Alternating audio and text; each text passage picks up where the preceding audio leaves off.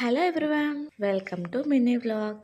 మీరు మార్నింగ్ చూస్తే good morning, afternoon చూస్తే గుడ్ ఆఫ్టర్నూన్, ఈవినింగ్ చూస్తే గుడ్ ఈవినింగ్, ఇన్ కేస్ రాత్రి చూసారనుకో గుడ్ నైట్. ఒక వీడియోలో ఇలా చెప్తారని అసలు అనుకో. కరెక్ట్గా 4-5 అవుతుంది.